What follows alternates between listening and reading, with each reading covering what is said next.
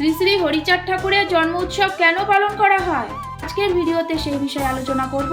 ভিডিওটা শেষ পর্যন্ত দেখতে থাকুন। নমস্কার, জয় হরি বল। আমি সুস্মিতা আচার্য, কলকাতা আগরপাড়া থেকে।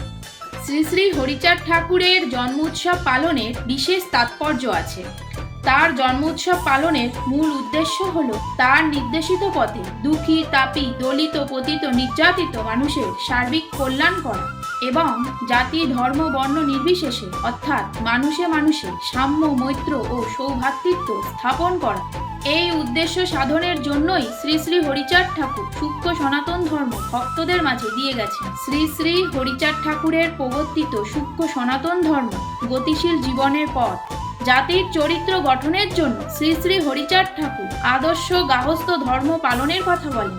জাতির চরিত্র গঠিত না হলে এবং মানুষে মানুষে ঐক্য না হলে শুধুমাত্র অর্থ ও সামাজিক উন্নয়নের মধ্য দিয়ে জাতি গঠন করা সম্ভব নয়।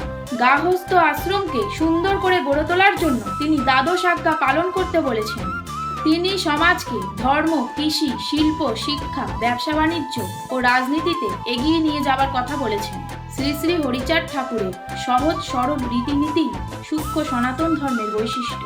তার প্রদর্শিত পথে চলতে ও তার আরব্ধ কাজকে সম্পূর্ণ করাকে মতুয়াগণ শ্রেয় মনে করেন। আগামী 17ই মার্চ শ্রী শ্রী হরিচাঁদ ঠাকুরের জন্ম উৎসব উপলক্ষে ঠাকুরনগর ঠাকুরবাড়িতে হতে চলেছে বারুণী স্নান ও ঐতিহ্যবাহী মহামেলা। প্রতি বছর এই মহামেলার আয়োজন করা হয়। ভক্তরা ধর্মীয় ভাব, ভক্তি ও আবেগে ভরে ওঠে। ভক্তরা কামনা সাগরে ডুব দিয়ে নিজের মনস্কামনা পূরণ করতে দূর দূরান্ত থেকে ছুটে আসে। ডঙ্কা, কাসর সহযোগে দলে দলে মতুয়া দলের আগমন হয়। মতুয়ারা সংকীর্তনের মাধ্যমে এবং নৃত্যগীতে স্তরের অকৃত্রিম ভক্তির দ্বারা হরি নামে প্রেমে মাতোয়ারা শ্রী শ্রী হরিচাঁদ ঠাকুরের প্রতি আত্মনিবেদন করে। আজকের ভিডিওটা এখানেই শেষ করছি।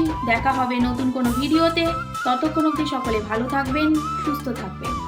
প্রেমানন্দে বল হরি বল, হরি বল, জয় হরি বল। নমস্কার।